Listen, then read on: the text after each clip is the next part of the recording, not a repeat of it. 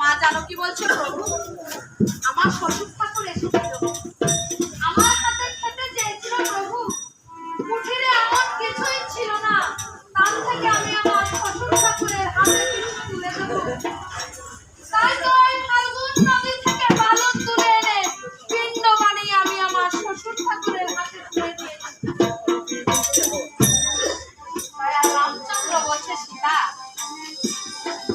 আমি জানতাম তুমি আমার সাথে মিথ্যা কথা বলো না, আমার সাথে প্রতারণা করো না, কিন্তু 14 বছরের জন্য বনবাস রেখে এখানকার পরিবর্তন পিতা মাতার পরমাত্মা জ্যেষ্ঠ পুত্রের হাতের অন্ন খেয়ে তারা আর তুমি জ্যেষ্ঠ পুত্র তাও আবার বালির পিণ্ড। এই বালির পিণ্ড খেয়ে আমার পিতা দশরথ সর্বগামী হয়েছে, এটা আমার বিশ্বাস করতে হবে। মা জানো কি আমার নয়নের জল ছেড়ে দিয়ে বলছে, প্রভু তুমি কেমন কথা বলছো? তোমার কিন্তু আমি কিছু জানি না, তোমার ভিন্ন অন্য কোনো ভাব আমার মনে নেই। আমি তোমার সঙ্গে মিথ্যা কথা বলবো? আমি তোমার সঙ্গে প্রতারণা করবো প্রভু? রামচন্দ্র বলছে, সীতা তাহলে তুমি কি প্রমাণ করাতে পারবে যে আমার পিতা দশরথ এখানে এসেছিল তোমার হাতের বালির পিণ্ড খেয়ে? আমার পিতা দশরথ স্বর্গধামে যাত্রা করেছে। মা জানো কি বলছে? আছে প্রভু, জানি তুমি বিশ্বাস করবে না। তাই তো যে ফাল্গুন নদী থেকে বালু তুলে এনে পিণ্ড বানিয়ে আমি আমার শ্বশুর ঠাকুরের হাতে তুলে দিয়েছি, সেই ফাল্গুন নদীকে আমি সাক্ষী বানিয়ে রেখেছি। তুমি একবার ওই ফাল্গুন নদীকে জিজ্ঞাসা করে দেখো।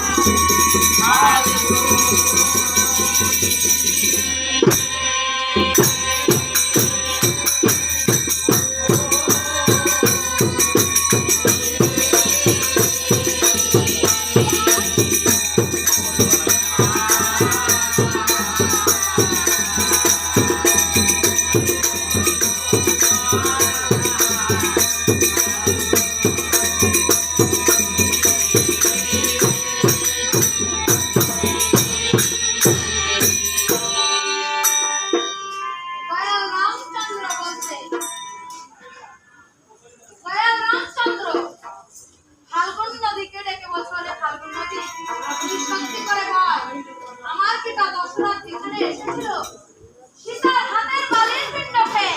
আমার পিতা দশরথ স্বর্গধামে যাত্রা করেছে। ফাল্গুন নদী মনে মনে চিন্তা করছে, আমার তো মিথ্যা কথা বলতে হবে, হ্যাঁ বলতে হবে না? আমি যদি সত্যি কথা বলি দয়াল রামচন্দ্র আজ শ্রাদ্ধের কাজ করবে না, আর যদি মিথ্যা কথা বলি পুনরায় শ্রাদ্ধের কাজ করবে। কাজ করবে তো? শ্রাদ্ধ শেষে ওই যে অত দ্রব্য এনেছে সকল দ্রব্য তো আমারই জলে ভাসিয়ে দেবে, তাই না? ফাল্গুন নদী বলছে, না আমি তোমার পিতা দশরথকে দেখি।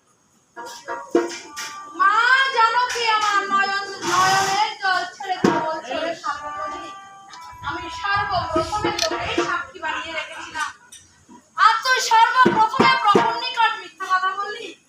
ওরে ফাল্গুন নদী সোজা হয়ে দাঁড়া, আমি তো কবে সম্পর্ক করবো। এত ব্যথা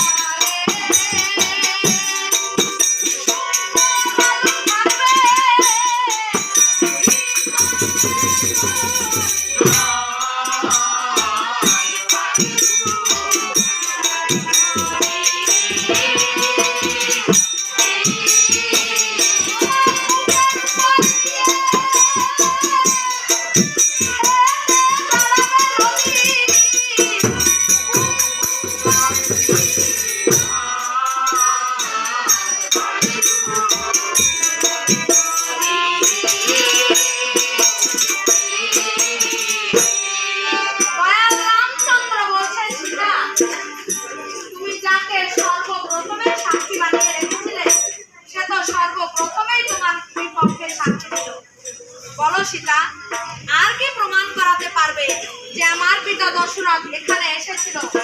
তোমার হাতের বালির পিণ্ডকে আমার পিতা দশরথ সর্বধামে যাত্রা করেছে। মা জানো কি বলছে প্রভু? আমি ওই তুলসীকেও সাক্ষী বানিয়ে রেখেছি। তুমি একটিবার ওই তুলসীকেও জিজ্ঞাসা করে দেখো।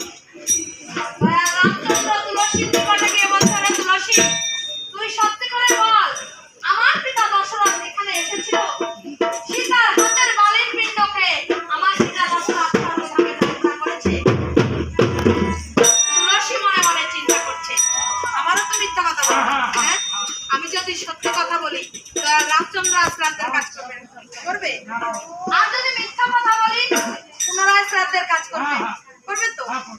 ওই পদ্ম হাত দিয়ে সর্বপ্রথমে তো আমাকেই তুলসী বলছে, না প্রভু, আমি তোমার পিতা দশরথ। মা জানো কি আমার? তুলসীকে ডাক দিয়ে বলছে, ওরে তুলসী, আমি তোকেও সাক্ষী বানিয়ে রেখেছিলাম, আর তুইও প্রভুর নিকটে মিথ্যা কথা বললি।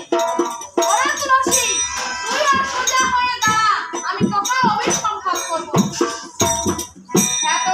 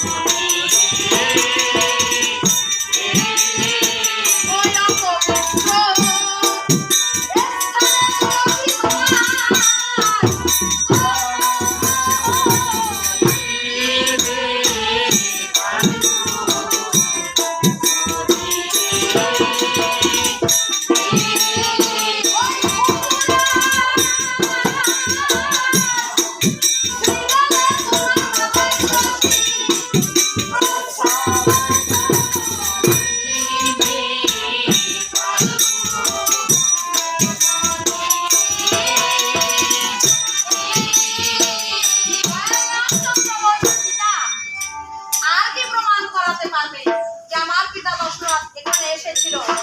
সীতার হাতের বালির পিণ্ডকে আমার পিতা দশরথ সর্বধামে যাত্রা করেছে। মা জানো কি বলছে প্রভু? তুমি একটিবার ওই ব্রাহ্মণকে জিজ্ঞাসা করে দেখো প্রভু, ওই ব্রাহ্মণকেও আমি সাক্ষী বানিয়ে রেখেছি। দয়াল রামচন্দ্র ব্রাহ্মণের নিকটে গিয়ে বলছে, রে ব্রাহ্মণ, তুই সত্যি করে বল, আমার পিতা দশরথ এখানে এসেছিল।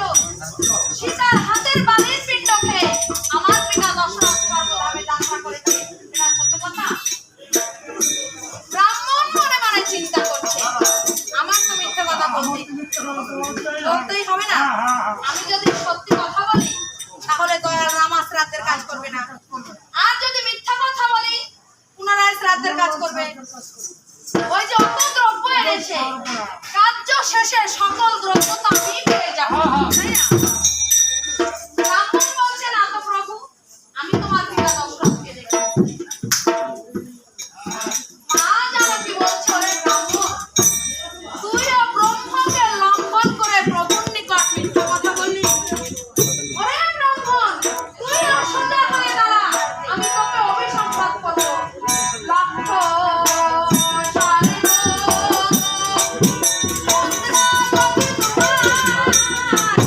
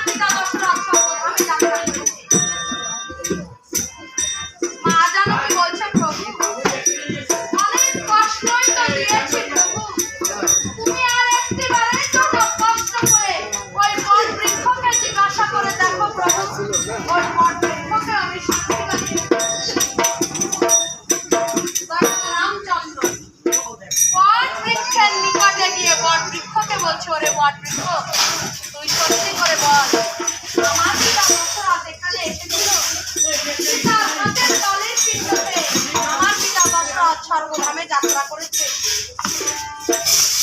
কোন বৃক্ষ নত মস্তকে দয়াল রামচন্দ্রকে প্রণাম জানিয়ে বলছে, প্রভু ও প্রভু, এই জগতে একটা নিয়ম আছে প্রভু। ও প্রভু, কিছু না দিলে কিছু পাওয়া যায় না।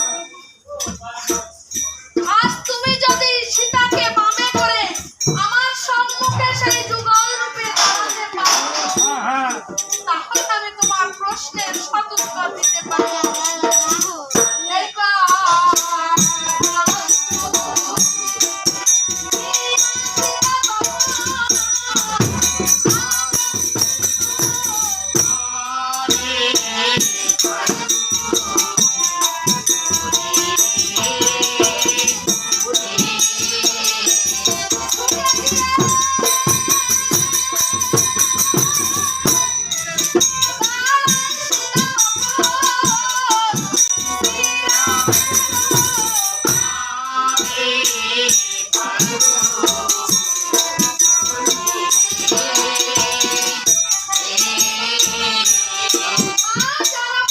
যখন রামের বামে দাঁড়িয়েছে, বট বৃক্ষ যুগল রূপ দর্শন করে নত মস্তকে প্রণাম জানিয়ে বলছে, ও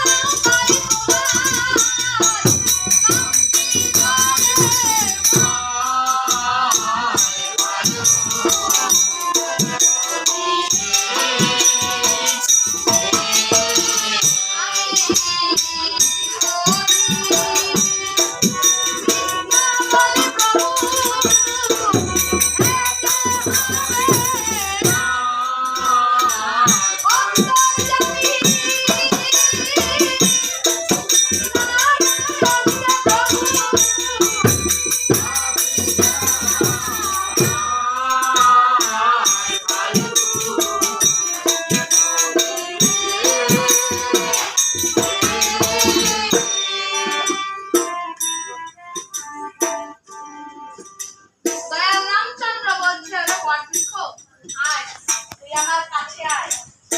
ওরে বটবৃক্ষ, এই জগতে সন্তান নয় থাকবে চিরদিন, আর এই সন্তান জন্য আজ আমি তোকে বরদান করবো।